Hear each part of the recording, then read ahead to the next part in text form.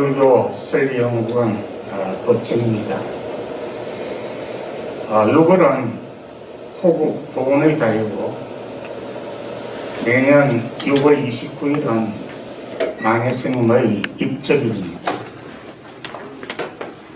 2015년도 만해스님 입적 70주기를 시작을 해서 국가보훈처와 그리고 독립단체들의 후원을 받아서 매년 만해 학술제, 만해 예술제, 만해 문학제, 만해 추모제, 항상 6월에는 다양한 만해 스님의 추모 행사를 재단법인 산하원 주관으로 진행을 하고 있습니다.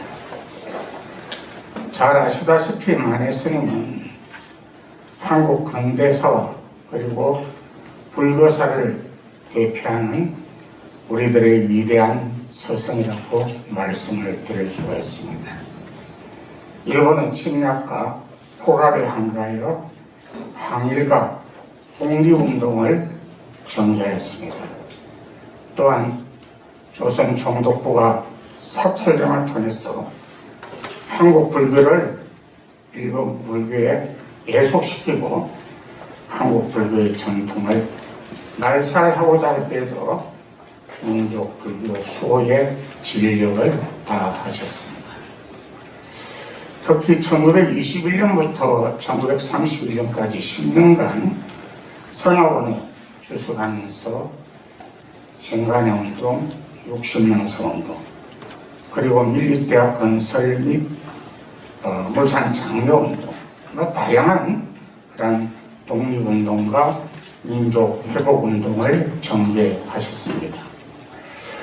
오늘 주제로 삼은 만해와 임의 침묵이라는 이 임의 침묵 책도 사실은 1926년 5월 20일 회동서관에서 발간을 했습니다. 전 선하원 이사장 스님이고 대한불교 총원장을 역임하셨던 석주 큰 스님의 표현을 빌리면 당시 1926년도에 석주 스님께서 은사 스님이 남전 스님과 그리고 만해 스님 두 분을 서서로 모시고 선하원에서 정전을 하고 계셨답니다. 해동서관에서 임의 침묵이 발간된 책을 서울의 각 서점마다 석주 스님이 쫓아다니면서 배포를 하시고 그리고 또 책방에서 수긍을 하면 다시 해동서관에 출판비로 충당을 하시고 이러한 노력을 하셨다 하는 말씀을 제가 석주 스님에게 직접 듣기도 하였습니다. 아무튼 오늘 주제로 삼은 만해와 임의 침묵은 저희들 선하원하고도 굉장히 깊은 인연이 있기 때문에 오늘 이러한 주제를 삼게 되었습니다. 경년 77주년은 혼돈의 시대, 임에게 길을 묻다라는 주제로서 만해성사의 숭고한 삶과 정신을 기르고자 만해 추모 사업을 운영을 하고 있습니다. 금년 만해 학술제는 만해 한용운과 임의 침묵이라는 주제로 학술제를 개최를 합니다. 제1주제는 임의 시적 표상과 파고로 1920년대 시의 언어와 한용의 임이라는 제목으로 김춘식 교수님께서 발표를 하시고 자성한 교수님이 토론에 참여를 해주셨습니다. 제2주제는 한용운의 시와 선해선의 사상이라는 주제로 김익균 교수님이 발표를 해주시고 양순목 평론가께서 토론에 참여해 주셨습니다. 그리고 오늘 사회는 오경욱 선생님이 발표해 주셨습니다. 오늘 학술 행사를 위해서 바쁜 시간에도 옥고를 써주신 두 분의 선생님과 그리고 두 분의 토론자가 그리고 사회를 맡아주신 선생님들께 깊은 감사를 드립니다. 두 분은 코로나19로 어려운 시절에도 귀한 시간을 내서 오늘 참여해 주신 사부대분께도 이 자리를 빌어서 감사의 말씀을 드립니다. 모두 선물하십시오. 감사합니다. 예, 안녕하십니까. 이제 금방 소개받은 경북대학교 의학술원의 오병우입니다. 선학원에서 이 만해 스님을 주제로 세미나를 한 것이 사실상 굉장히 오래됐습니다. 본격적으로 국가보훈처의 지원을 받아서 하기 이전에도 여러 학술기라든지 그리고 세미나를 거쳐서 만해 스님의 정신을 선양하는 그런 사업들을 오랫동안 해온 것이 사실입니다. 종전하고는 다르게 만해 스님의 독립운동, 그 다음에 이제 불교 사상 이런 범위에서 벗어나서 이번 같은 경우는 만해 스님의 어떤 문학을 통해서 스님의 어떤 진면목을 살피는 그런 계기가 될 것 같습니다. 그래서 오늘 총 입의 침묵이라고 하는 주제로 하는 세미나 두 분의 발표자를 모시고 발표를 하게 되겠습니다. 먼저 그러면 1주제 발표자이신 동국대학교 국문과의 김춘식 선생님과 그 다음에 한양대학교 계시는 차성환 선생님을 모시고 발표와 토론을 듣겠습니다. 한국에서는 한상으로 나와주시기 바랍니다. 오늘 발표는 30분 그리고 토론은 20분으로 이렇게 정해졌습니다. 나중에 종합 토론이 또 따로 만들어져 있기 때문에 발표는 25분 그리고 토론도 녹음을 좀 줄여서 한 15분 정도로 하겠습니다. 나중에 더 구체적인 논의는 종합 토론을 통해서 하면 될 것 같습니다. 예, 발표 부탁드리겠습니다. 발표를 예, 발표 쓰고. 네, 방금 소개받은 동국대학교의 김춘식이라고 합니다. 제가 사실 발표 주제에 대해서 요청을 받았을 때 만해 한용 선생님의 선행 연구가 너무 많기 때문에 그리고 어떻게 새로운 게 기념학교에서 나올 수 있겠나 싶은 생각을 했어요. 그래서 어느 주제를 잡아야 될까 고민하다가 좀 최근에 많이 연구가 되기는 했는데 아마 좀 해석적인 부분에서 필요한 부분이 있다고 생각되는 그 주제로 이제 갖게 됐습니다. 그래서 타고의 영향이라든가 이런 걸 기존에는 영향론적인 문제에서는 배웠는데 그리고 이제 최근 연구에서는 디목이라고 하는 사람이 군대시를 정립하는 과정에서 타고의 시제 세 번을 다 반복했을 때 심지어 만해 선사에게 어떤 영향을 줬는가 그런 쪽으로 이제 발전이 좀 바뀌어가고 있는데요. 그때 이제 만해 선생님이 구체적으로 그 독서 과정에서 그 번역본을 읽었는지 안 읽었는지 이런 거에 대한 자료는 사실 없습니다. 추정입니다. 근데 상당히 타당성이 있는 추정이라고 일단 볼 수 있습니다. 그때 당시에 이제 번역 타고를 접할 수 있는 방법은 영어판으로 읽거나 아니면 에스페란토로 읽거나 이런판으로 읽는데 사실 이런판 번역이 한국에서 세 분이가 번역되는 것보다 한 권 정도 나왔지만 완역은 조선이 더 빨랐어요. 그만큼 타고에 대한 관심이 조선 시간에 훨씬 더 많았었고 그런 점에서 본다면 시기별로도 만에 하는 것은 26년에 이제 출간하셨는데 15년에 추정으로 보면 약 2달 사이에 이제 인내 침묵을 쓴 것으로 추정이 됩니다. 근데 그 바로 직전에 24년에 이제 그 타고로의 시기 최번이 완전히가 완역이 돼요. 그래서 시기적으로 봐도 타고로의 번역 시기를 기록을 통해서 이렇게 가능성은 상당히 크다고 볼 수 있습니다. 근데 이런 부분은 그 최다영 씨라고 하는 사람이 많이 연구를 해놨어요. 제가 그 단순히 소개하는 부분이 아니라 어떤 관점을 다룰 거냐. 저는 최다영 선생은 주로 이제 김옥신 민책, 그러니까 만해 한용 선생의 승리 자체가 어떻게 왔는가라고 하는 부분에 초점을 맞췄잖아요.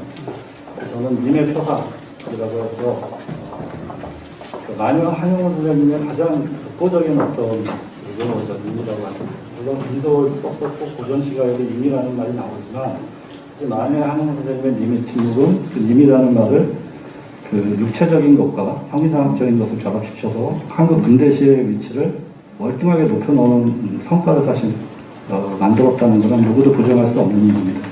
그런 점에서 사실 님의 표상이라고 하는 게 굉장히 중요한데 지금까지는 이제 한용원 선생의 연구에서 기존 연구에서 영양분을 따지지 않게 되면 님이라고 하는 것의 개념에 대한 해석에 많이 초점을 맞췄어요. 그러니까 개념에 대한 해석을 맞췄다는 건 만약에 한용원 선생님이 군말에 썼듯이 선사로서의 위치에서 볼 수 있는 언어 도단의 문제와 연관을 시켜서 님이라는 것이 다양한 의미를 해석될 수 있다라는 것을 초점을 맞추면서 이제 해석을 했는데 기존에는 이거를 이제 세 가지 정도로 해석을 했습니다. 일단 선사로서의 만해, 그리고 독립지사로서의 만해, 그리고 시인으로서의 만해라고 해서 실제로 군말에서 만해 선사께서 중재문 부처의 님이다 하거나 이렇게 해서 실제로 세 가지를 예를 들어요. 장미와 그리고 이태리의 말씀이라고 하는. 그러니까 실제로 애국지사 그리고 그 종교인 그리고 예술인으로서의 위치에서 그 님을 직접적으로 거론을 했기 때문에 그 해석내에서 많이 이루어져 왔었던 겁니다. 근데 이거는 님의 침묵을 시로 본다면 그 개념의 해석이라고 하는 거는 사실 의미죠. 근데 실제 만해 침묵에 들어있는 88편의 시는 다 개별적인 형상을 가지고 있고 한편에 이제 작품입니다. 그러니까 형상과 개념은 분명히 차이가 나는데 지금까지 님의 침묵에 대한 연구에서는 그 개념에 초점을 둬서 님을 많이 다루었다는 거죠. 그러다 보니까 님의 표상을 그러면은 주목해 볼 필요가 있다라고 해서 이제 선행연구들이 좀 안 돼 있는 부분을 제가 다루게 됐고 그 과정에 님의 표상이라는 것을 추적해 나갈 때 번역으로서 들어오는 과정 하나 그리고 선사로서의 만해 선생가 비슷한 시기에 그 책을 또 발간하셨죠. 부처기 생각이 나. 그 시편단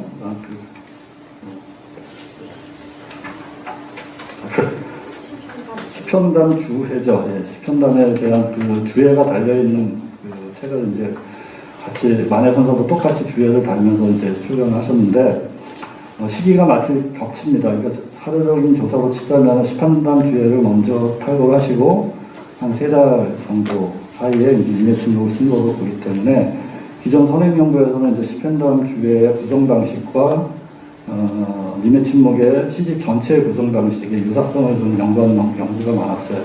이것도 이제 만해 연구 중에 이미 성과인데 제가 이걸 새롭게 다루는 건 절대 아니고 이미 다루어진 내용입니다. 이미 연구된 결과인데 문제는 여기에서 이제 시편단 주회에 대한 연관성을 하는 건 분명히 일리가 있는 얘기인데 연구하는 사람마다 조금 달라요. 그러니까 일치도에 대해서 판단하는 것, 그리고 구성의 방식을 4단계로 나누는 사람, 5단계로 나누는 사람, 그냥 10개로 다 나누는 사람, 그리고 작품을 짝을 짓는 것도 다 다릅니다. 문제는 그러면 어느 게 정답이냐, 뭐 이런 것 텐데, 사실 정답은 여기에는 없다고 생각이 돼요. 그러니까 예를 들면, 일반적으로 그 시편단 주에도 성적인 깨달음의 과정을 기술한 거기 때문에 그 10단계로 나눠놨을 뿐이지, 사실 과정으로 치자면은 연속적인 과정으로 이제 봐야 될 겁니다.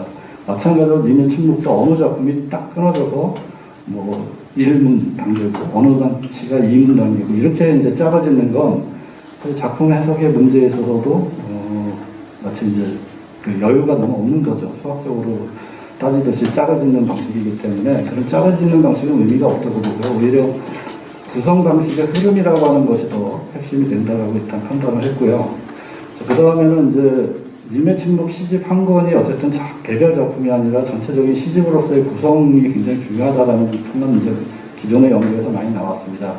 근데 이 부분에서도 시집의 구성에 대한 걸 시편단 주회와의 관계로 설명하는 게 하나 있고 또 하나는 원정이라고 하는 시집의 구성 방식과 비교하는 게 있어요. 그러니까 타고르의 원정이라는 시집의 구성 방식과 님의 침묵의 구성 방식이 상당히 유사한 게 맞습니다.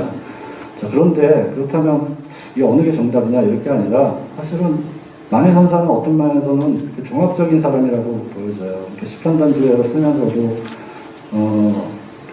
예를 들면 시편단 주회만이 아닐 수도 있어요. 예를 들면 시부도의 형태로 봐도 상관은 없을 겁니다. 그러니까 그 구성의 방식에서 분명히 불교적인 그 선적 사유가 들어간 것은 맞고요. 그리고 원정이라고 하는 시의 구성 방식에 그 앞에 있는 이제 저자 서문은 그리고 결말 이런 방식도 분명히 원정의 구성 방식을 어느 정도 참조를 하신 게 맞는 것 같아요. 근데 이게 어느 하나가 정답이다라고 얘기하는 수 없는 게 사실 두 가지를 다 쓸 수 있는 거는 얼마든지 가능한 일입니다. 그러니까 그런 점에서 보면 복합적인 영역 내에서 이걸 이제 다루게 됐을 때 님의 표상이라고 하는 거는 좀 어떤 의미가 있느냐. 사실 원정의 번역 과정에서는 님이라는 게 들어올 여지가 별로 없어요. 일단은 뭐 종교적으로도 힌두교이기도 하지만은 만의 한용운이 가지고 있는 일상적인 삶 속에서의 남녀의 사랑이 형이상학으로 승화되는 이런 그 요소는 사실 타고르의 시에는 있지 않습니다. 그러니까 그런 부분은 분명히 만의 선사의 독창적인 부분에 들어가는 거고, 그 다음에 시편단주의에서 가지고 온 부분도 시편단주의로 단순히 선적인 깨달음이라고 얘기를 한다면은 만의 한용운 선생이 님의 침묵을 시편단주의에 맞춰서 썼다. 이러면 사실 문학적 성취도는 오히려 떨어져요. 어떤 점에서 문학적 성취도가 더 높은 거냐. 시편단주의가 가지고 있는 형이상학적인 요소를 굉장히 일상적이고 감각적인 부분으로 다시 끌어당겼다는 거죠. 불교적인 교리에 맞춰도 모순이 아닙니다. 오히려 일상적인 부분에서의 중생이 접할 수 있는 모순의 측면에서 어떤 깨달음으로 나가는 과정들을 그대로 보여줄 수 있다고 하는 점에서 본다면 님의 침묵은 이제 시편단주의 형식을 그대로 베껴왔다기보다는 그거보다 더 발전된 형식으로도 볼 수가 있는 점이 있습니다. 이상이 이제 전체적으로 이 글에 대한 전체적인 윤곽이고 이제 문제의식이었고요. 그 다음에 이제 이걸 증명하는 과정에서 제가 이제 해야 되는 건 1920년대 당시의 시적인 언어의 수준이라고 하는 걸 얘기할 수밖에 없다는 거죠. 예를 들면 만해 선사의 님의 침묵의 특이점은 1926년에 조선에서의 시의 언어적인 수준을 일단 이탈했어요. 초월했다고 볼 수도 있습니다. 그러니까 단순히 님이라는 호칭을 만들고 씁니다체를 구사했다라는 이거만이 아니라 구성의 형식이든 언어의 유연성이든 그 안에 들어있는 남녀 간의 어떤 사랑의 문제를 형이상학적인 불교적인 교류까지 들어와서 발전시키는 것이든 뭐로 봐도 사실 20년대 중반의 어떤 시적인 수준에서 보면 거의 정말 탁월하고 혁명적일 수 있는 그런 시집이 된 거죠. 종종 이제 이 님의 침묵을 김소월의 진달래꽃하고 견주기도 해요. 20년대 가장 성취도 있는 시집이라면 김소월의 진달래꽃과 님의 침묵을 꼽는데 사실 똑같이 님이라는 문제가 이 시집들 안에 들어있습니다. 그러니까 그만큼 님이라는 게 전통적인 정서가 다 있던 건 사실이죠. 자, 그러나 김소월은 그런 전통적인 정서로서의 님을 근대적인 연애의 감정 그리고 낭만적인 감정으로 이제 생각을 시켰어요. 그러나 한용운 선사는 어떠냐? 김소월의 단계를 분명히 가져온 게 있습니다. 낭만적인 사랑이나 남녀의 얘기들로서의 님의 어떤 함의를 함축하고 있는데 거기에 한 가지 더 님에 대한 어떤 윤리적이거나 형이적인 상학적인 문제, 사랑의 완성에 대한 문제를 제시를 해요. 그러니까 사랑의 상실 뭐 이런 게 아니라 궁극적인 사랑의 완성이 무엇인가라고 하는 문제를 거기다 넣기 때문에 이 시집이 한 권의 시집이고 개별 작품으로 구성되어 있으면서도 동시에 완전히 완성된 하나의 육체성과 저는 이렇게 표현했습니다. 문학이 가지고 있는 육체성과 종교가 가지고 있는 형이상학성이라는 것을 과감하게 결합시켰고 성공했다. 이렇게 이제 설명을 했는데 그런 선에서 본다면은 이제 진달래꽃과도 분명히 견주어 봤을 때 만해 한용운의 시집이 굉장히 독창적인 시집인 것은 분명하다라고 볼 수 있습니다. 1920년대 언어의 특징이라고 하는 걸 설명해 주기 위해서 제가 지금 이제 읽는 방식을 시간 관계상 피하고 서론 부분에서 좀 밝혀놨는데 서론 부분 좀 참조해서 읽어주시면 일단 될 것 같아요. 주제의식에 대한 설명 제가 지금 드린 거고 2장으로 들어가면서 1920년대 근대시 형성 과정에서의 번역의 역할과 님의 침묵의 님이라고 하는 이제 항목을 제가 이제 설명을 하면서 예로 든 거는 1926년까지 조선에서 발간된 시집의 총 권수예요. 8권입니다. 시즌적으로 여기서 8권 정도가 나왔는데 여기에는 이제 김옥이라고 하는 사람이 개인 창조시의 해파리의 노래를 이제 필두로 해서 주요한 이름만 보면 다 이제 알 수 있는 사람들이에요. 그러니까 초창기 시인이라고 하면 그렇게 많지도 않고 그러니까 김옥 주요 그리고 백조파의 학방비곡이라는 것은 박종환. 근데 박종환은 사실 이 두 사람에 비하면 당시 연령이나 나이대로 거의 청년, 10대 후반, 20대도 안 넘었을 거예요, 아마. 뭐 평하는 건 아니지만 어쨌든 간에 그만큼 혁신적인 젊은이들의 이제 시집으로 나온 게 각종의 경영로를 거치고 김소월에 와서 이제 어느 정도 한 출판계에서 이제 시집이 출판되고 판매가 될 수 있는 이제 여건이 좀 이제 형성되던 뭐 이런 시기였어요. 그러니까 아주 초보적인 정말 단계였다고 볼 수가 있습니다. 그러니까 실제로 이 8권의 그 시적인 언어를 보면 어떠냐. 우리가 흔히 20년대 시적인 언어를 얘기하듯이 기본적으로 감탄체가 많고 백적화의 시는 굉장히 관념적인 소설이 실제로 많아요. 그리고 관념적인 데다가 청년적 무의식을 뭐 에로스적인 것도 뭐 예를 들면은 나의 침실로의 시의 핵심은 사실 젊은 청년의 에로스적인 요소가 이제 들어 있습니다. 근데 이런 걸 낭만주의적으로 소화하는 이제 시적인 언어들이었는데 이런 언어의 결과 한영훈의 결은 상당히 많이 다른 거죠, 사실. 그런 점에서 이제 그럼 어디서 왔을까? 그 언어의 어떤 이런 상태에서 이 변화는 어디서 왔을까? 일단 형태적으로는 최라영이라고 하시는 분이 썼던 대로 그 선행연구에서 얘기했던 김옥의 번역시 문체가 일단 영향을 줬다는 건 분명한 것 같아요. 근데 이거는 형식적인 모방이지 똑같은 쓴미 자체를 쓰더라도 이거를 사랑의 어떤 편지글이나 내가문 형태로 쓸 수도 있는 거고 이 쓴미 자체를 순가 형식으로 신에게 바치는 목소리로 쓸 수도 있는 거고 맥락은 얼마든지 달라질 수 있는 겁니다. 자, 문제는 어쨌든 이 쓴미 자체를 김옥이 번역해 날 때 상당 부분 한영훈에게 좋은 영향을 준 거는 맞아요. 한영훈 선사에게. 예를 들면 김옥이 그냥 번역한 게 아니라 김옥은 언제나 이제 작품의 유형과 번역될 작품의 형태에 맞춰서 한국의 시적인 문체를 개발하면서 번역을 합니다. 예를 들어서 아서 시먼즈라고 하는 사람의 이제 영시 낭만주의적인 시인데 낭만주의적인 사랑의 시를 번역할 때는 김옥이 덜화체를 쓰거나 노라체를 쓰거나 감탄형 문체들을 많이 써요. 근데 타고르의 시를 번역할 때는 쓴미다체를 주로 하고 그 님의 침묵의 압구절에 나오는 것처럼 아, 오라고 하는 이런 감탄사를 이제 주로 많이 쓰고요. 그 다음에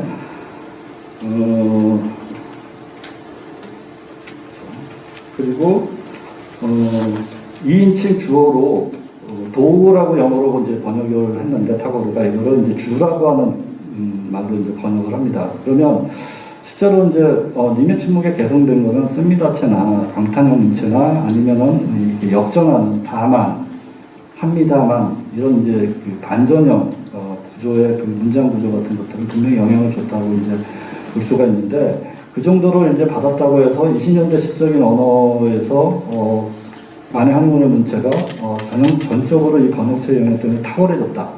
이렇게 얘기하기 뭐가 부족한 거예요. 여기에 바로 키워드가 되고 열쇠가 되는 게 이제 님이라고 하는 문제의 정서를 어떻게 녹여내느냐가 이 문체와의 미학적인 성취를 좌우하게 이제 되는 거다라는 거죠.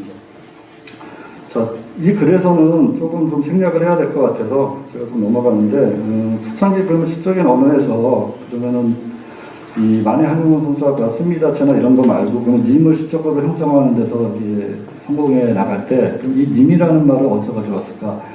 타고르의 번역에서는 안 가져왔어요. 주라고 번역했으니까 이 2층을. 그럼 굳이 주라고 번역한 걸 님이라고 번역한 이유에는 의식적인 작용이 있으려고 추정할 요소는 많이 있습니다. 일단 주라고 하는 말 자체가 굉장히 기독교적인 함의가 많고 그 다음에 타고르는 기본적으로 힌두교에서 얘기할 때 성가 방식이 사실 기독교와 비슷한 요소도 있어요. 절대신으로서의 그 존재. 그러니까 주님이나 로드라고 부를 수 있는 요소들을 가지고 있기 때문에 그렇게 번역할 때 문제가 없는데 한영 선사 같은 경우에 예를 들어서 부처님은 신으로서의 존재, 주로서의 존재로 될 수 있는 사람이 아닌 거죠.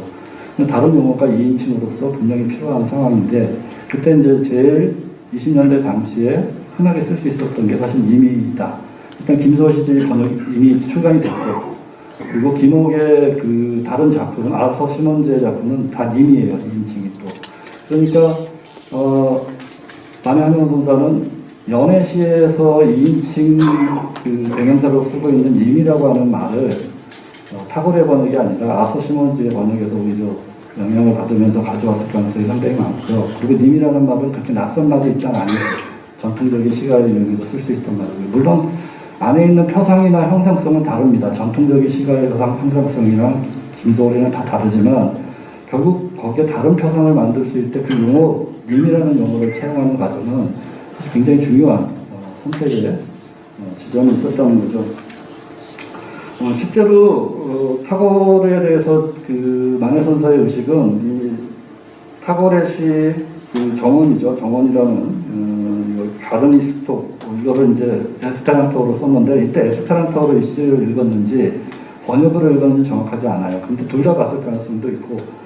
자, 근데 어쨌든 타고르의 원정에 들어있는 이 작품을 굳이 거론해서 작품을 쓴 이유는 해석에서 이미 선행연구에서도 밝혔지만 타고르가 가지고 있는 생각에 대해 반론을 제기하는 형태의 시예요. 그러니까 타고르가 가지고 있을 때 신에 전적으로 의존하는 부분에 있어서의 문제, 신에게 전적으로 복종하는 문제에 있어서의 문제를 지적하면서 사실 자유에 대한 문제를 이때 이 시에서 살짝 비판을 합니다. 그러니까 좀 더 치열하게 어떤 부분에서는 안일하게 신에게 종속하는 것이 아니라 자신의 어떤 불교적인 어떤 사회를 전개시켜 나가는 방식에 대한 필요성 같은 것들을 이 시에서 사실 거론을 합니다. 자, 이런 것들을 보면 실제로 굳이 주라고 하는 단어를 피해갔다라고 하는 것 자체는 굉장히 이제 무슨 중요한 의미가 있을 거고요. 그 과정에서 님이라고 하는 것을 선택할 때는 여기에 전통적인 특징도 있지만 불교적인 어떤 형태로서의 2인칭 대명사로서 님이라는 게 굉장히 적합하다는 판단을 분명히 했을 가능성도 상당히 많다는 겁니다. 자, 그래서 제가 지금 페이지를 저는 지금 좀 사실은 원고를 급하게 보내드리려고 중간에 오탈자가 있어서 저는 발표 때 새로 뽑아왔어요. 이제 제가 쓰는 거로. 그래서 제가 지금 페이지를 찾기가 좀 그런데 아마 각주 5번이 있는 페이지입니다. 각주 5번이 있는 페이지에 김옥의 타고르 번역에서 인칭 대명사는 주로 주라고 번역이 되어 있는데 이 점은 님의 침묵의 가장 중요한 특징이자 성과인 님이라는 현상과 타고르의 상관성을 설명하기에는 적절하지 않은 사례가 됩니다. 김옥의 번역을 중심으로 생각해보면 2인칭 대명사 님은 오히려 아서 시몬즈의 시를 번역한 이뤄진 진주입니다. 사실 이것 때문에 좀인데 이게 발간단체 책 이름은 이뤄진 진주예요. 근데 요즘 현대어로 잃어버린 진주 이렇게 또 많이 쓰다 보니까 제가 이제 이거를 좀 혼동했는데 고쳐달라고 부탁을 드려서 아마 이 발표문에 이뤄진 진주로 지금 쓰여져 있을 겁니다. 여기서 남녀의 사랑과 연애를 형성하는 과정에서 가장 빈번하게 나타나는데 김옥의 번역은 김소월 씨에 영향을 주었고 김소월의 진달의 꽃에 나타난 님의 형성은 김옥의 번역 시집인 이뤄진 진주와 깊은 상관성을 지닌다고 할 수 있습니다. 1920년대 시적 언어 형성이라는 차원에서 보면 남녀의 사랑에 관한 정서나 그와 관련된 시적인 언어, 특히 님이라는 호칭은 김옥의 온해의 무드 이후 10원역과 그의 창작 그리고 이뤄진 진주와 진달의 꽃을 거쳐서 비로소 시적인 형상화에 성공했다고 여겨집니다. 그러니까 1920년 중반에 진달래꽃이 발간됨으로써 비로소 님은 전통적인 시가에서의 님의 형상이 아니라 1920년대에서의 그 연애, 근대적인 연애와 남녀의 사랑을 그려낼 수 있는 2인칭 대명사로서의 님의 형상으로 비로소 이제 완성이 되어 갔다? 완성까지는 아니어도 어쨌든 그런 용어로서 자리를 잡게 되었다라는 겁니다. 그러니까 근대적인 시의 님이 된 거죠. 자, 만해가 님의 침묵을 탐구한 것이 독자에게라는 시집 말미의 글에 의하면 새벽정을 기다리면서 붓을 던집니다 하고 날짜를 명시를 해놨어요. 1925년 8월 29일 밤.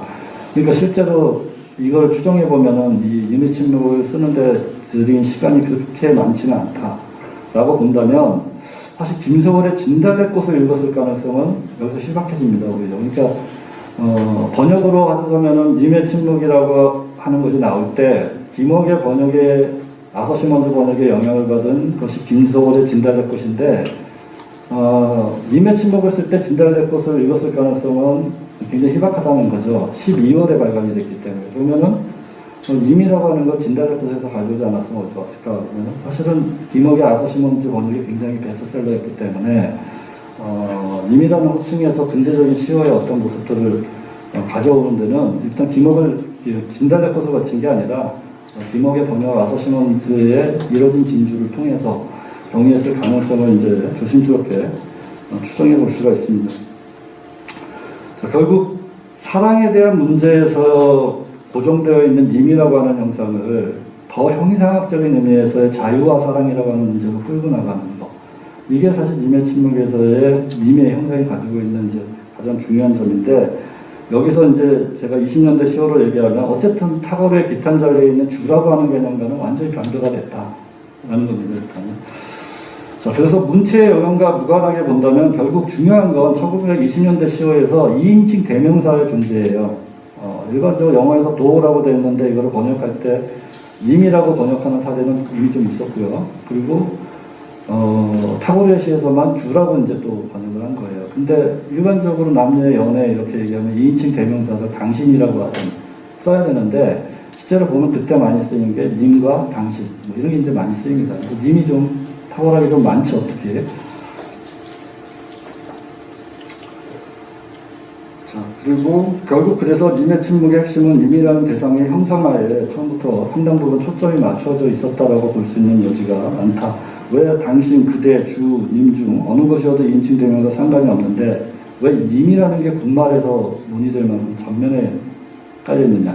그러니까 군말에서 님을 아예 표면에 내세웠다는 거는 이거는 그냥 단순한 시어로서의 위치를 넘어서 님이라는 말 하나에서 사랑의 형이상학을 어떻게 그려낼까에 대한 구도가 같이 들어갔다 라고 볼 수도 있습니다. 그러니까 님의 완성이 사랑의 완성이다 라는 구도가 처음부터 있었다라고 이제 볼 수 있는 거고요. 실제로 이제 여기에서 님이라는 말 중에 이제 좀 특이한 게 그 타고레 시의 번역의 기탄자리 번역에서 님이라는 용어를 사용한 사람이 오천석이라고 하는 사람이에요. 이 사람은 창조 동인인데, 그러니까 김옥의 번역본이 있었고 오천석의 번역본이 있었는데, 오천석의 번역본에서 님이라고 하는 단어가 나옵니다. 그러니까 2인칭 대명사로 오천석은 주라는 말을 쓰긴 썼는데 님이라는 말을 같이 섞어줬어요. 근데 님이 더 많이 나와요. 자, 이런 걸 보면 이게 영향관계에서 어느 하나다 이렇게 얘기하기보다는 이런 상황들이 전반적으로 배경으로 존재했다고 하는 사실을 인지하는 건 굉장히 중요하다고 일단 볼 수 있습니다. 그래서 기독교적인 뉘앙스를 풍기는 것뿐만 아니라 2인칭 대명사 도를 굳이 주로 번역하는 것보다는 2인칭 당신이나 님으로 번역하는 것이 문맥상 더 적절한 남녀 간의 사랑에 대한 얘기에서는 것도 있었다라는 것을 얘기를 했고요. 그리고 각주 8권에 이제 오천석의 번역을 실제로 제가 여기 소개를 했습니다. 그래서 각주 8권에 보면 저를 묵은케 하시는 이것에 님의 기꺼움이 서이다. 그래서 서이다체를 쓴 게 이제 오천석이고 님이라는 말을 썼어요. 반면 밑에 있는 나의 예세는 주께서 저를 무한케 하셨습니다. 이러하시냐말로 주의 즐거움입니다. 이거는 김옥의 번역이에요. 또 동일한 시지만 이 번역의 문체에 있어서의 느낌은 굉장히 확연히 차이가 납니다. 님이라고 부를 때랑 주라고 부를 때. 그러니까 실제로 님이라는 단어가 하나 들어갈 때 어느 쪽에 훨씬 가깝냐. 님의 침묵의 시적인 느낌에 뒤에 씁니다체가 아니라 소이다체를 썼어도 오히려 오천석의 그 시번역이 훨씬 님의 침묵의 느낌이나 이런 것과 더 밀착되는 것을 실제로 확인해 볼 수 있다는 거죠. 자, 그래서 각주 9번에 있는 페이지입니다. 한용운이 군말에서 강조한 님만님이 아닌 것이라는 말 속에는 님을 1차적으로 남녀 간의 사랑에 의한 관계의 산물로 보고 있지만 더 나아가서 형이상적인 사랑의 철학이나 윤리도 님이라는 말을 통해 나타낼 수 있다는 암시가 이미 포함되어 있습니다. 남녀 간의 사랑에서 신과 인간 혹은 절대자와 구도자의 사랑을 상기시키고 있는 것은 탁월의 시에서도 어느 정도는 나타나는 특징입니다. 그러나 만해의 경우는 신이나 절대자의 개념을 상정하지 않는다는 점에서 애초에 님이라는 표상이 탁월의 2인칭 당신과 같은 것이 되기는 어려운 지점이 있습니다. 탁월의 번역이 님의 침묵에 끼친 영향은 문체의 측면 그리고 수사법의 여러 차원에서 일정한 상관성을 지니는 것이 분명해 보입니다. 그러나 2인칭 대명사 도의 번역어가 주로 번역되는 점이나 탁월의 시의 사랑이 남녀 간의 사랑의 감정에 기반하면서도 결국 수평적이거나 상호적인 사랑이 아니라는 점에서 보면 사랑, 자유, 하별 등의 가치와 원리에 대한 만해의 생각과 탁월의 시는 일정한 긴장관계에 놓일 수밖에 없게 됩니다. 만해의 불교 혹은 선적 사회의 차원에서 보면 사랑의 완성을 향한 구도의 과정은 주로 호칭되는 절대자에게 전적으로 달려있지도 않으며 또 남녀 간 사랑의 감정의 승화는 단순한 언어적 비유 차원이 아니라 실질적인 실천 원리의 차원에서 구도적인 진리에 다해하기 때문입니다. 다시 얘기하면 사랑의 남녀의 사랑의 완성도 구도적인 거라고까지 보는 거죠. 그러니까 한마디로 얘기하면 남녀 간의 사랑에 있어서 진정한 사랑을 깨닫는 것 자체도 선적인 깨닫는 게 아무 차이가 없다. 이렇게까지도 이제 사실 보는 겁니다. 그래서 단순히 비유의 차원이 아니라 결국 사랑의 완성인 실천이 반드시 따라간다라고 하는 차원에서 보면 님의 침묵의 88편의 시는 뒤로 갈수록 계속 실천으로서의 님과의 합일이라고 하는 게 계속 전제로 일단 돼 있다라는 걸 분명히 볼 수 있습니다.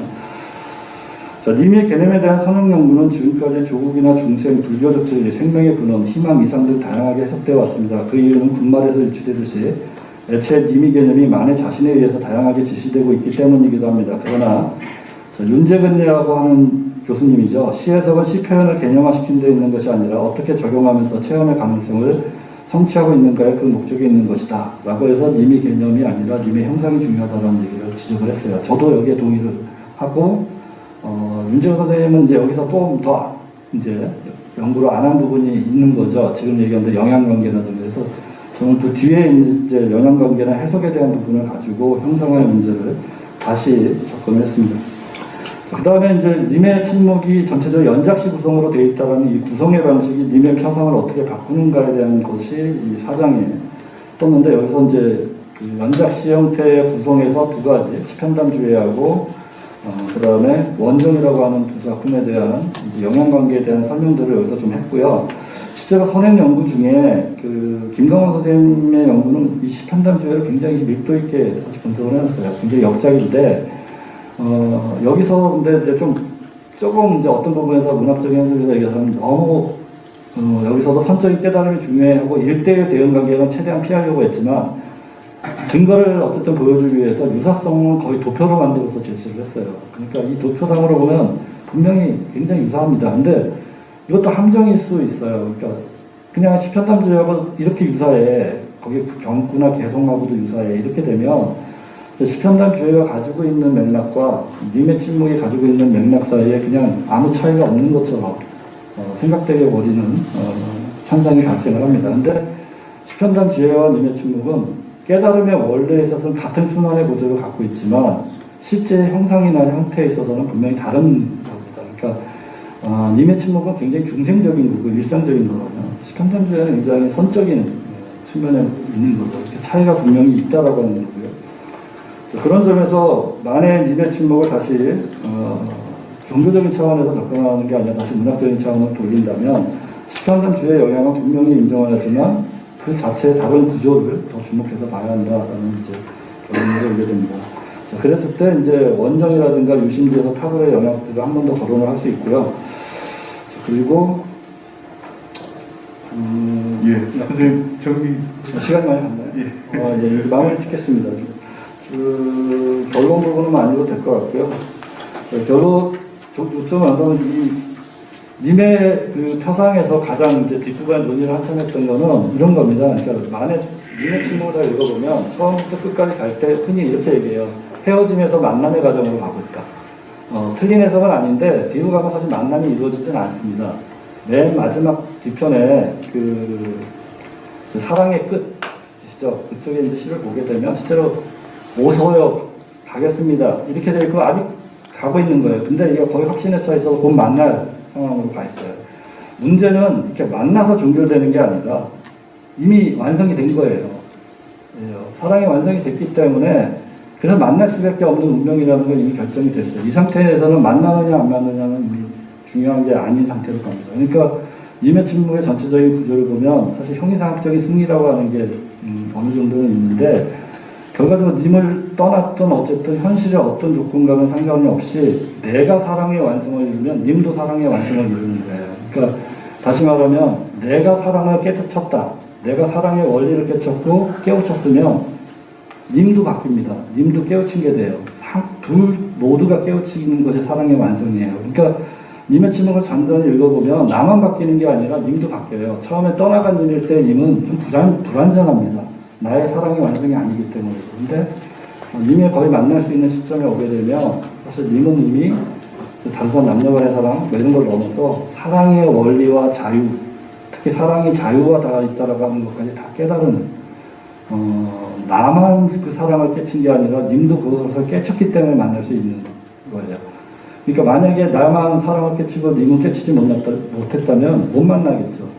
그러니까 여기서의 사랑의 합일은 사실 님과 나의 모두의 완성의 근거로 되는 거가 되겠습니다. 이거를 불교적인 교리로도 설명을 할 수 있다라고 저는 이제 생각이 돼요. 그러니까 사실 중생의 구원과 구체의 구원은 동시적인 거라고 저는 알고 있는데 여기서의 님을 갖다 굳이 뭐 부처님이다 이렇게 얘기하지 않더라도 타자와 내가 동시적인 깨달음이 왔을 때 사랑이 완성된다고 하는 그 메시지는 님의 침묵에 분명히 들어있는 거죠. 그래서 님의 침묵에서 님의 표정이 중요한 거는 바로 그 님이 사랑의 완성이라고 하는 것을 보여줬을 때 1920년대 시에서 님의 침묵에서 제시한 님의 표정이 형이상학적인 완성이 실제로 이제 이루어지는 거다라는 점에서 큰 의미를 볼 수 있다는 거고요. 뒤에 이제 작품들을 예시로 들면서 설명을 했는데 시간 관계상 이 설명은 이제 좀 생략을 할게요. 이 뒤쪽은 실제 작품 분석을 해가면서 이제 제가 좀 설명을 한 거고요. 앞에 논리는 이미 얘기했습니다. 단순한 님의 해석을 알레고리적인 데서 한정해서 그냥 볼 것이 아니라 바로 님이라는 걸 감각화시켰다. 그리고 더구나 추상적인 사랑의 완성은 추상인데 그 사랑의 완성을 님과 나의 관계 문제로 형상화함으로써 감각화시켰다. 그 과정 안에서 다양한 시적인 감각어들이 또 탄생하게 되었다. 뭐 이런 정도가 님의 침묵이 가지고 있는 가장 큰 가치가 아닐까 생각합니다. 제가 오늘 발표한 내용은 사실 이 선행 연구에 많은 저기를 도움을 받았어요. 이미 많이 만해 선생에 대한 실증적 연구도 이루어져 있고, 님의 침묵에 대해서도 이루어져 있는데, 다만 이제 해석의 측면에서 얘기하자면 제가 개인적으로 봤을 때 좀 취약한 부분이 님의 표상이라고 하는 것을 갖고 올 때 너무 형이상학적으로 생각하거나 아니면 만해 선사를 지사 그리고 예술가 그리고 저희 막 세명을 헷갈리냐 독립지사 예술가 그 다음에 종교인 이렇게 되죠.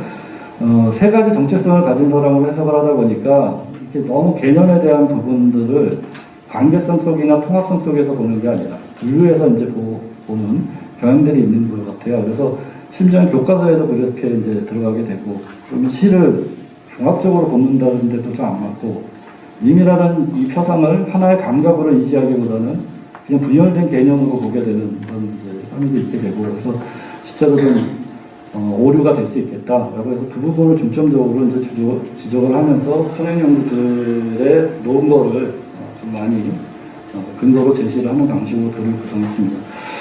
오늘 발표는 여기까지 하도록 하겠습니다. 예, 고맙습니다. 예, 발표하신 김충식 선생님께 부탁드립니다.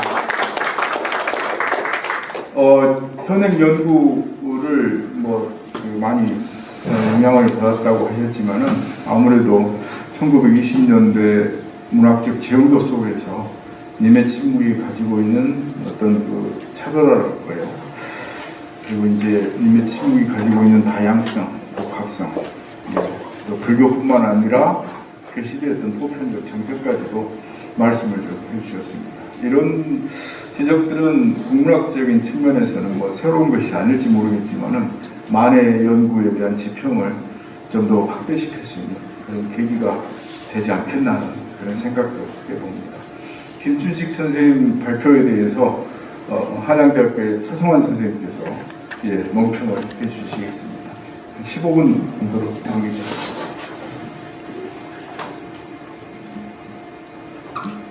네, 안녕하세요. 한양대에서 공부하고 있는 차성환입니다. 김주식 선생님께서 이제 마무리하시면서 시인으로서의 만해, 그리고 스님, 그리고 독립운동가로서 정체성을 이렇게 세 가지를 가지고 있는데, 사실 이 자리가 또 선화학원에서 이제 여기 보면 플래카드도 이제 한용운 스님 77주기 충학술제로 되어 있는데, 저는 이제 학교에서 불교 사상에 좀 이렇게 좀 지식이 좀 부족하기 때문에 그 불교 사상에 대한 이해가 좀 어려운 부분이 있는데요. 여기서는 이제 또 한용운 시인이 아니라 한용운 스님으로 만나게 돼서 또 제가 공부가 많이 될 것 같다는 생각이 듭니다. 그래서 이 좋은 자리에 초청을 해주셔서 감사드린다는 말씀을 드리고 시작하고 싶습니다. 우선 문학의 육체성과 그 종교의 정신성, 그러니까 불교 사상과 문학의 육체성이 만나는 지점이 분명히 그 만해 님의 표상에 있다는 것을 동의를 하고요. 그 토론은 제가 준비한 글을 읽는 걸로 대신하도록 하겠습니다. 39페이지고요. 김춘식 선생님의 글을 잘 읽었습니다. 선생님의 글은 한영운의 시집 님의 침묵에서 님이라는 시적 표상이 가진 의미를 파악하기 위해 1920년대 초반 한국시의 언어 풍토를 면밀하게 분석하여 타고르의 사상과 김억의 번역 문체가 어떻게 님의 표상에 영향을 주었는지 자세히 논증하고 있습니다. 결국 한용운은 20년대 낭만적 사랑의 대상에 대한 표상인 님을 형이상학적인 사랑의 철학과 윤리의 정서가 개입된 표상으로 변화시키게 되는데, 이는 1920년대 시문학장의 감각에 대한 상호 교류와 번역의 영향, 그리고 만해의 불교적 형이상학이 교섭하는 과정 속에서 님의 침묵에 님의 표상이 형성화될 수 있었다는 결론을 도출합니다. 선생님의 글은 기존 연구가 한영운의 님을 부처, 민족, 시 등으로 개념화시키는 작업에만 집중된 경향을 지적하면서 님이라는 표상에 대한 새로운 이해를 이끌어내고 있습니다. 본 토론문은 선생님의 논지가 조금 더 선명하게 부각되기 위해 보충 설명을 듣는 방향으로 몇 자 적어보겠습니다. 제가 이 글에서 가장 주목했던 부분은 님의 표상에는 당대 시문학장의 언어와의 영향관계로는 해소되지 않는 지점이 있다는 것입니다. 이에 대해 선생님은 만해의 불교 혹은 선적 사유의 차원에서 보면 사랑의 완성을 향한 구도의 과정은 주로 호칭되는 절대자에게 전적으로 달려있지도 않으며, 또한 남녀 간 사랑의 감정의 승화는 단순한 언어적 비유 차원이 아니라 실질적인 실천 원리의 차원에서 구도적인 진리에 닿아야 하기 때문이고, 곧 이는 만해의 불교적, 선적 측면이 님의 표상성에 그 뿌리를 두고 있다고 분석합니다. 이어 만해의 시편은 남녀의 사랑과 이별에 대한 감정을 다루면서 그 감정이 님이라는 표상의 완성을 향해 나아가는 과정으로 보고, 이 점은 타고르처럼 절대자나 초월자에 대한 사랑이 아니라 평범한 사람의 사랑이 어떻게 사랑의 완성을 이루는가를 보여주는 연작시의 형태가 님의 침묵이라는 의미라고 분석합니다. 여기서 님이라는 표상의 완성을 향해 나아가는 과정에 초점을 맞추고자 합니다. 제가 볼 때 만해의 님이 가진 의미는 표상의 완성을 향해 나아가는 과정이 아니라 오히려 표상의 실패로 나아가는 데 있습니다. 님의 침묵 마지막 시편인 사랑의 끝판을 분석하면서 님을 만나러 가는 사람의 서두르는 모습이 묘사되어 있지만, 정작 이 시의 화자는 아직 님을 만나지는 못했으며 여전히 님을 만나러 가는 시이다 라고 말했듯이, 어찌 보면 님의 침묵은 님이라는 절대적 존재에 가닿을 수 없는 님이라는 표상의 실패를 향해 적극적으로 나아가는 과정이 아닐까요? 즉, 님에 대한 표상화의 실패를 통해 완성으로 나아가는 변증법적 과정으로 읽을 때 만해의 시가 가진 역설을 더 잘 이해할 수 있을 거라고 생각됩니다. 다른 방식으로 설명한다면 노자의 도덕경에 도가도 비상도에서 말하던 도가 곧 님의 위선과 같을 수 있습니다. 도를 도라고 하면 영원한 도가 아니듯이 님이란 고정된 실체가 아니라 인간적인 의미로 깰 수 없는 끊임없이 변화하는 진리, 존재의 표상이라는 생각입니다.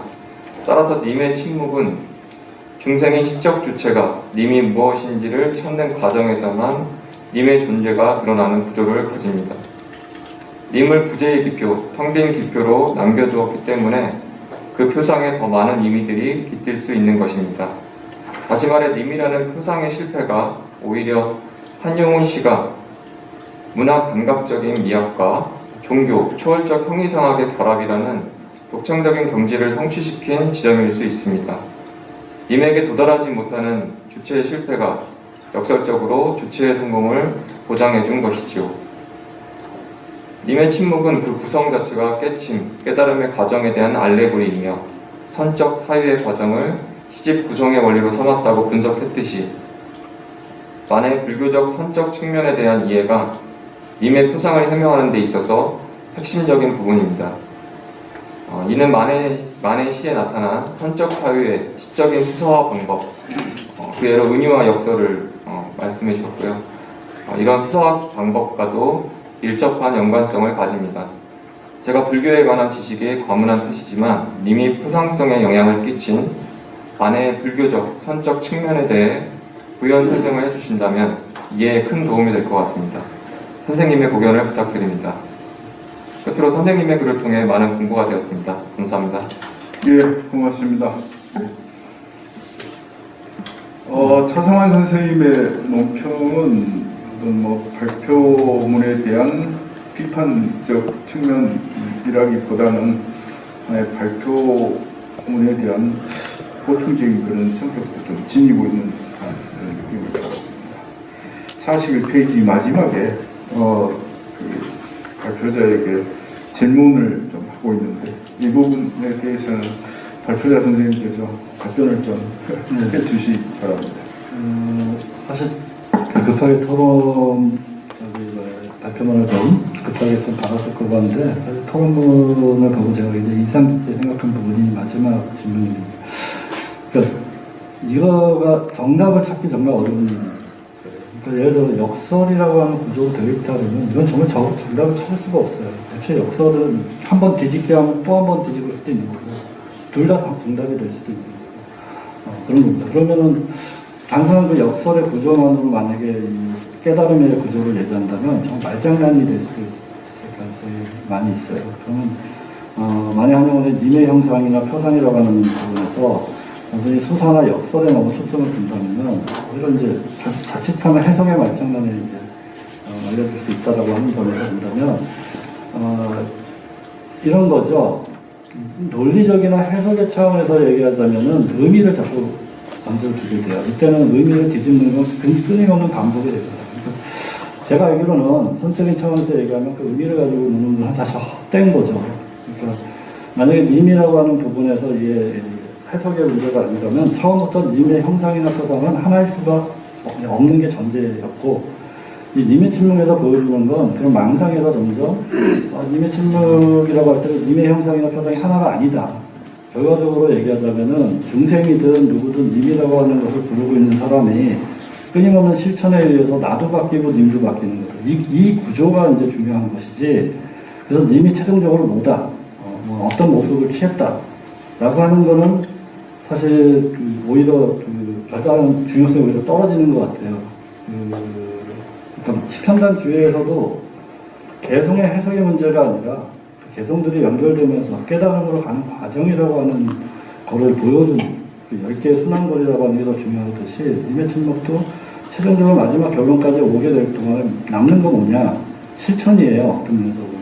끊임없이 님에게 어떤 부분에서 사랑이라고 하는 것의 행위를 통해서 실천이라는 작업이 반복됐을 때 님도 바뀌고 나도 바뀌고 이 과정으로 얘기돼 있어요. 그래서 마지막에 안 만나도 제가 이미 만났다고 얘기하는 역사도 그렇게 성립이 됩니다. 그래서 지금 차성환 씨 이게 사실 이 문제는 아마 논쟁이 될 수도 있어요. 예를 들면 깨달음이나 깨침의 과정은 결국 님의 표상이 실패했을 때 가능하다. 근데 이 부분에서 이게 만약에 만해다운 생각일까? 우리가 알고 있는 기독교적인 에피파니가 있다면 이게 사실 상당히 기독교적이에요. 그러니까 직선론적인 부분에서 얘기하면은 표상의 좌절이나 실패에서 오히려 그것을 역으로 달성을 했다라는 이 역설은 사실 비극적 순환고리에서도 많이 얘기를 하는 거고 그렇습니다. 그러니까 실제로 여기서 보면 순환고리가 분명히 있긴 있는데 이거 비극적인 순환고리는 아니에요. 실패로 인한 사실 님의 표상을 달성하는 게 오히려 아니라 님의 표상이라는 건 처음부터 그렇게 하나의 표상으로 될 수 없다는 게 너무 명확했었기 때문에 오히려 그렇게 하나의 표상으로 님을 보정하지 않으려고 하는 형태 내에서의 실천이 계속 반복되고 있었던 걸로 봐야 돼요. 뒤에 가면은 실제로 님의 지금 88편에서의 님의 형상은 그러면 뭐냐 개념화 시키면 아까 얘기대로 뭐 세 가지처럼 조국도 되고 뭐 이렇게 얘기하겠지만 실제 작품에 들어가면 그냥 남녀간의 평범한 일상적 삶에 대한 얘기고 그리워하는 얘기고 뭐 이런 거예요. 근데 그런 일상적인 남녀간의 사랑의 그리움이 이거 중생과 부처의 관계로도 해석될 수 있다? 이게 처음부터 들어가 있기 때문에 사실 형이상학과 감각이 만났다라고 얘기를 하는 거기 때문에 사실 님의 형상이 실패했다기보다는 이건 정말 말장난이 될 수도 있는데 실패했다기보다는 처음부터 그 자체에 그러니까 지금 불교적으로 얘기하면 언어도단이나 이거 얘기할 때 도가도 비상도 자체는 이미 원리예요. 도로 돌아가면 도가 아니다라고 하는 것 자체가 이미 있는 겁니다. 근데 이게 실패라고 볼 수는 없죠. 도가도 비상도니까 모든 언어는 실패한 언어야. 제가 알기로는 불교적인 언어관에서는 모든 언어는 실패한 언어야라고 하지 않죠. 오히려 어떤 면에서 얘기하면 제가 알기로는 그렇습니다. 깨달음이라는 걸 언어로 나타내기는 어렵지만 분리문자라고 했어요. 그러니까 언어를 별로 빌리지 않으면 안 된다는 얘기도 거기에 들어있습니다. 그러면 표상화 작업이라는 것은 시적인 원리에서 우리가 이제 보통 분리문자라고 얘기한다고 하면은 애초에 분리문자인 줄 알면서 사실 분리문자 하는 거예요. 이게 표상화 작업이고 형상화 작업이죠. 만약 이거 안 할 거면 아까 얘기대로 개념이면 충분합니다. 그러니까 만해하노원의 님의 침묵에 님의 개념은 무무무다라고 하는 이 개념적인 차원에서 설명하면 충분하다는 거죠. 근데 이건 문학 작품이고 형상화를 얘기하고 표상화를 얘기하는 중요성은 어디에 있을까? 굳이 불교적인 언어관을 가지고 온다면 분리문자 같이 있는 거기 때문에 표상은 분리문자 단계예요. 제가 보기에는.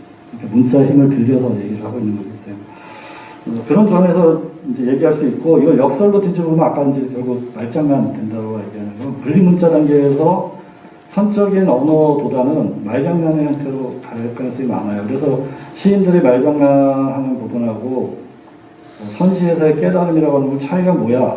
형태적으로 보면 차이가 없어요. 근데 사실 그 뒤에 있는 거는 지금 얘기한 것처럼 그 표상성이라든가 이런 것들하고 본질성하고 그런 것들을 생각하는 사회의 독특함 속에 있는 거다라고 저는 생각이 되고요. 예. 됐나요? 나중에 또 종합 토론이 있기 때문에 아무래도 논평자 선생님 입장에서는 그래도 좀 궁금하거나 좀 부족한 그런 부분들이 있을 거라고 생각이 됩니다.